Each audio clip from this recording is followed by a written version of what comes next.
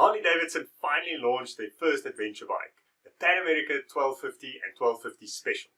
In order to see the bike in perspective, we're going to compare it to the BMW R1250 GS Adventure and the brand new KTM 1290 Super Adventure R. And we're going to pick a clear winner.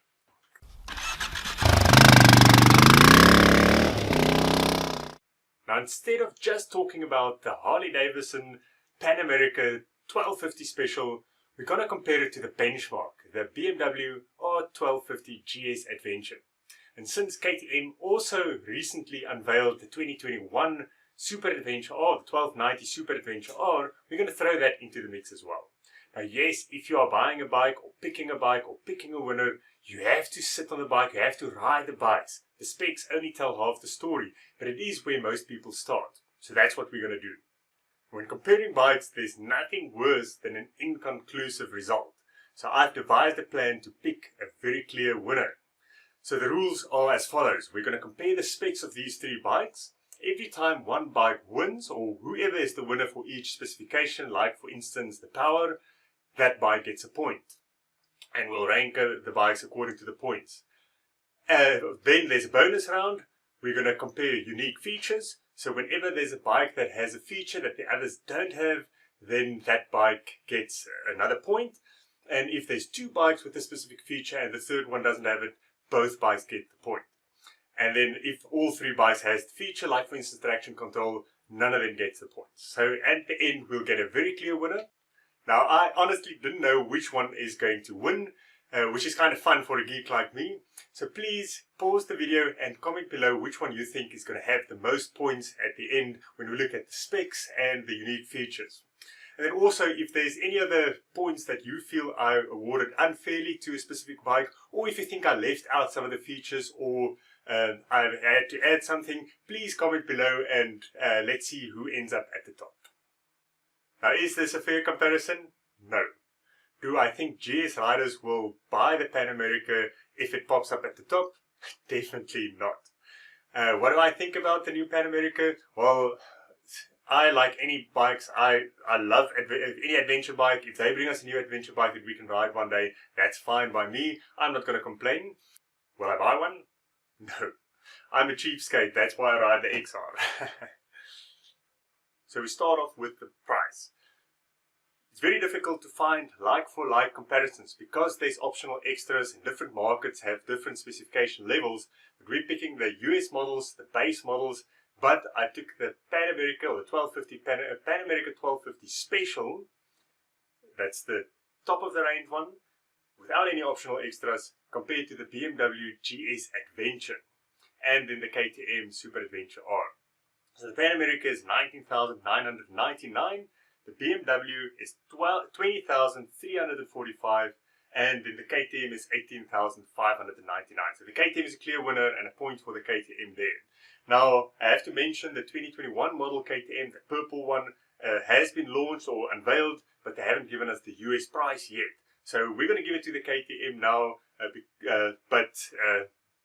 yeah, just know that there's the price could possibly change slightly. Now, I have to mention that the colors that you always see, the BMW shows that rally colors, that's an extra $775, and the Pan America with that orange and pearl white is an extra $350. So these are this is the black Harley-Davidson Pan America Special and the ice grey GS. So not the ones you always see in all the fancy footage. So the next thing we're looking at is torque, and this determines how much the bike can carry, the power output, and the drivability, both off-road and acceleration, etc. So they all have similar sized engines. The KTM is slightly bigger with 50 cc's bigger. The torque for the Harley-Davidson is 128 Newton meters. The KTM is 138 Newton meters, with the BMW winning this one at 143 Newton meters. And even more important is where the torque is delivered.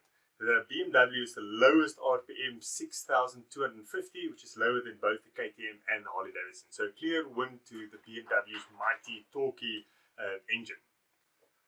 So next we look at power output. Everyone wants to know the power. Power is a function of torque and engine speed. Now we know the BMW has the most torque, but the other two rev higher. So let's have a look. Those V-twins rev higher than this Boxer engine.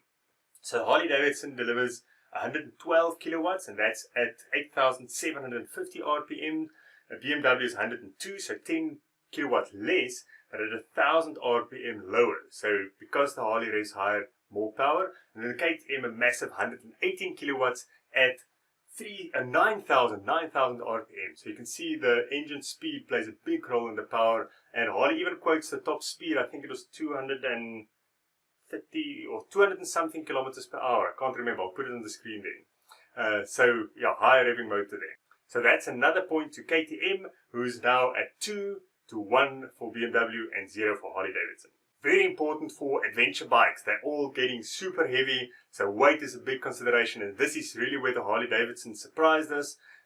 It's always difficult to compare weight because we've got wet weight and then dry weight for some bikes, and I couldn't get wet weight for all three or dry weight for all three, but we have a clear winner. But let's start with Harley-Davidson. It's a wet weight of 254 kilograms versus BMW's 269. BMW is one of the heaviest bikes out there, so the Harley is in front of the BMW, but we all know KTM is the lighter one. So there I had to compare the dry weight of the Harley, 239, with the dry weight of the KTM, 221 kilograms. So a clear winner, the KTM.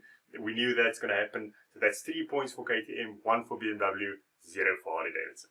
The way that Harley-Davidson kept the weight light is a whole range of features. The first thing is the engine is the main stressed member of the bike, so the rest of the frame is bolted around the engine to keep the weight down, and the materials they used, for instance aluminum cylinders, etc., also kept the weight way down. But I'm not an engineer, so you can go and check the specs. I've got links to all the specification sites below if you want to go and read up on it. But anyways, win for KTM. For adventure touring, tank size is important, and on these awesome looking bikes, no one's going to fit a big plastic tank, so it's important that it comes out with a big tank, and that's where the adventure shines. But let's start with Harley-Davidson, 21 liters for the 1250 Special. KTM is 23 liters, slightly bigger, but then BMW, that adventure model 30 liters, so that's almost 50% more than the Harley-Davidson, so very clear win there. 2 points for BMW, 3 for KTM. And then on the fuel consumption, they all have quoted figures. I'll just quickly mention it there. It's 5.5 liters per 100 kilometers for the Harley-Davidson, 5.7 for KTM, and then 4.75 liters per 100 kilometers for the BMW. Now these are all manufactured, estimated or quoted figures, so it either means that the BMW is the most economical and will go by far the furthest with that big tank, or they're just lying more than the others. Okay, so seat height, another important factor with a heavy bike, and a lot of riders are shorter than 6 feet, and to keep a bike like this stable or upright is a challenge for a lot of riders. So the BMW is the standard seat height is 890 millimeters. There are lower seat options. Then the KTM is 880 millimeters, so slightly lower. But the Harley-Davidson here, they have the very low figure. I can't remember in millimeters, but it's 31.1 inches. That's way shorter than the others, but that's laden weight, so with all the weight on the bike. But I did find somewhere the unladen weight, that was 848 millimeters, so it's slightly lower than the other two. So that's a win for Harley-Davidson, the first point. So we're on 3 for KTM, 2 for BMW, 1 for Harley-Davidson. Now while we're chatting about seat height, Harley-Davidson has an optional ride height or adaptive ride height control system. And this is optional extra. I think it's $1,000. So it's not part of the standard feature, so it won't earn a point in the features later, so we chat about it now. But this is basically a system where you can control the ride height. So there's 3 options. There's automatic, so when you pull it into a stop, it detects it and it lowers the ride height so you can put your feet flat on the ground. And this can change the ride height by between 1 and 2 inches, so 25 to 50 millimeters, so it can go quite low. And then when you start riding, it goes up to your normal ride height. Then there's also a delayed one where it will stay low for a bit, and then as you speed up it will increase, and this you can have a short or a long delay. And then the final one is a lock, where you can lock the ride height so it stays at the same height. So this doesn't affect ground clearance at all.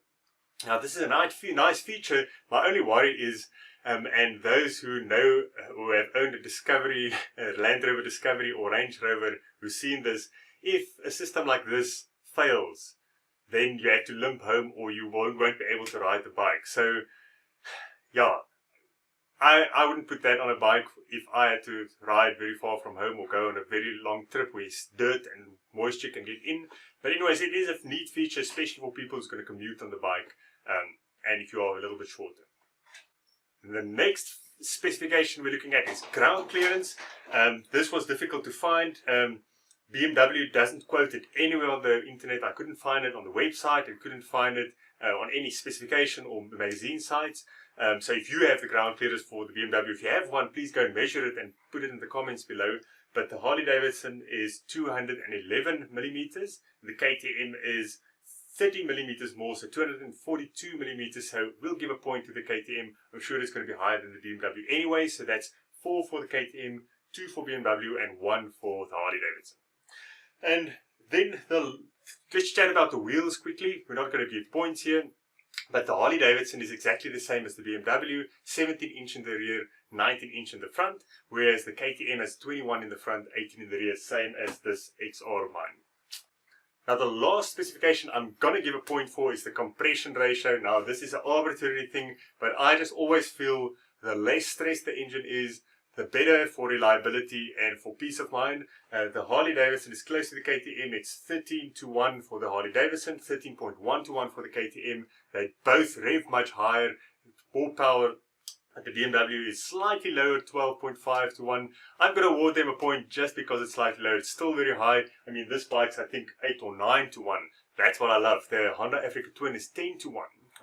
That's a big advantage for me personally, but yeah, it's slightly bigger, so it's part of the rules. 1 point for BMW. So after the specs, we're staying at 1 for Harley-Davidson, 3 for BMW, 5 for KTM. And something worth noting is initially I didn't add the KTM, but when I saw the new one, I wanted to add it. But without the KTM, there's a couple of these points that would have gone to the Harley instead of the BMW, so it would have been closer than it currently is at.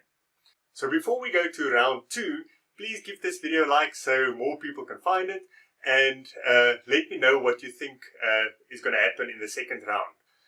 So before we go to round 2, what do I think about Harley-Davidson in general? Now, I was also one of those people who dissed Harleys. I know a lot of you adventure riders or a lot of bikers look down on other types of bikes, and I remember the first time I got on a Harley, it was just nice, and I feel that about any bike. The way that Harley-Davidson supported Ewan and Charlie on their Long Way Up series with those electric bikes. I mean, you can say what you want, but they actually did that awesome trip, and this company supported them, and I hope it does well for them. There's a lot of people who complain and make negative comments and joke, but they don't actually do something themselves, and that's what I love about what Harley-Davidson did and what Ewan and Charlie did. I mean, I like any bikes. I had an old Chinese delivery bike, a 200cc, that was modeled on the old GN250 Suzukis. It's an objectively terrible bike. If you look at the bike in the showroom, it was cheap, less than $1,000. It's a horrible little bike. But I toured through Africa for 3 months with it. My wife on her own one as well, and I fell in love with the bike. So it doesn't matter the image and what people say about it. A bike is a bike, and I think I love what they did with this bike. I love all the Harleys. There are a couple of ugly ones, but anyways, let's get back to round 2.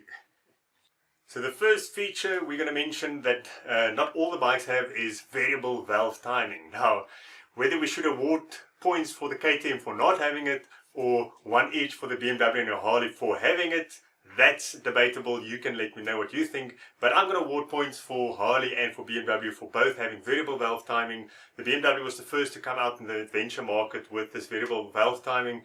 It's basically to give low-end torque for slow off-road riding, and then when you go high up in the rev range for highway riding, it changes the timing of the valves, etc., and it gives more power. The problem with the BMW one is it's two-stage, so there's a surge at the bottom and a surge at the top. It's not a huge issue, but with the Harley-Davidson they fixed that. They've got a continuous variable cam that works with hydraulics. I'm not entirely sure how it works. You can read up in the specs below in the press release, but it basically electronically changes continuously changes the timing. I think the crank through 40 degrees or something like that. But another cool thing about this is that when you stop or park the bike, when you switch it off, it fully retards the intake valve and advances the exhaust valve. So they are basically open for longer, and that lowers the compression and it makes it easier to start. So it uses less power. So that's quite nice. The problem with both the BMW and the Harley-Davidson, especially if you're thinking of touring around the world or through third world countries, Russia, Africa, wherever, if something goes wrong with this variable valve timing, I don't know that there's anyone that's going to be able to fix it. So I don't like it, but anyways, we're going to award the points to BMW and Harley-Davidson. That puts them on 2 for Harley-Davidson, 4 for BMW, 5 for KTM. Next, a feature that many riders feel an expensive adventure bike at this level should have is cruise control. Now, the Harley-Davidson comes standard with cruise control, so does the KTM, but the BMW has that as an optional extra as part of the premium package, which is an extra $3,850. So it's a pity that BMW has so many of their features as optional extras, and this is really where BMW lost a lot of points. So cruise control, 1 point for Harley, 1 point for KTM. Same thing with tire pressure monitor systems. This is also quite a neat feature. It could really save your life, or at least save the tire if you know that the tire is deflated or has a puncture before it disintegrates or come off the rim. So the Harley-Davidson has a tire pressure monitoring system as standard, which warns you on the dash if there's a tire pressure or a difference in tire pressures that you have to check, and so does the KTM. The BMW, again, that's an optional extra on the premium package. So a point again for Harley-Davidson. And KTM, if they're inching closer, Harley-Davidson now at 5 points, BMW only at 4, and KTM at 7 points. So the BMW is behind the Harley now. Next feature, and this is again, now we're getting to features that is difficult to find and difficult to spec. Different markets are going to have different specs, but as far as I can see, the 1250 Special Pan America Harley has heated grips as standard. KTM, I don't see that anywhere on their website or that it's a standard feature. In BMW, it's an optional extra as part of the premium package. So point for Harley-Davidson now at is that 6 points, BMW at 4, and KTM still at 7 points.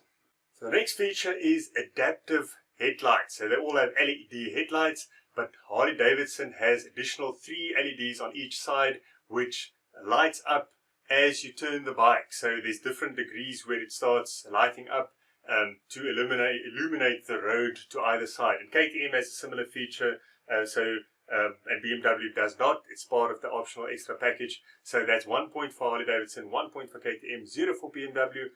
But I have to mention that Harley-Davidson again was clever here. Instead of lighting it up in phases, it is a continuous increase in the current, so the lights smoothly goes brighter as you turn the bike. So that's quite nice. The only problem with this is, once I rode a Harley-Davidson, one of the most expensive, those touring ones, with all the fairings and panniers and stuff. We rode it to a wedding about 400 kilometers away, and as I came back, a rock hit the headlight and it was smashed. Luckily it wasn't my bike, it was Harley-Davidson's bike. But imagine if that happens to a headlight like this. That's going to be a super expensive repair. So I don't like it, but it's a feature, so it's a point for KTM and Harley. So the last feature is tubeless rims. So BMW comes out with those tubeless rims, laced tubeless spoked rims. So does KTM. Their feature is not as good as BMW's, I've heard. I don't know the details, but Harley-Davidson does not have those tubeless rims. It's an optional extra for $500. I think it's worth it. And this is where the spokes goes through the rims on the edges outside of the tire bead, so it can't leak. But that's a nice feature, and it's only $500, so I would think worth it. But it doesn't come as standard, so to be fair, that's a point to BMW and KTM. So at the end, we're standing at 5 points for the BMW, the king of the adventure bikes. 7 points for Harley-Davidson, mostly because most of the features are standard and not optional extras, and that makes the BMW $3,850 more expensive, quite a lot more expensive to have all those features. So it's fair to award 7 points to Harley-Davidson. And KTM right at the top, its cheapest bike. Most of the features are standard. It's more powerful, it weighs less. So at 8 points, only slightly above. So it's a clear win. The KTM is the best bike. Now, a lot of you, and especially the KTM riders, will say this is no surprise. The KTM is definitely the better bike, and I'm pretty sure it is the most fun bike to ride. Is that the bike I would buy if I had $20,000 to spend on a bike? Probably not. I think I'll probably buy the BMW GS Adventure. I don't know why. I just like the bike. It just does everything well, and that's probably the bike I would want to take around the world if I had to choose one of these three. But if I could choose any bike, I'd probably take this old XR because I already have it. And then the Harley-Davidson, would I ever consider it? I don't think so.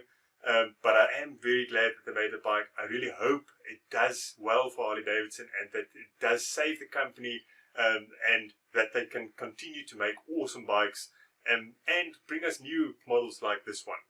New surprise. So please let me know what you think. I'd love to hear from you, and I'll see you next week.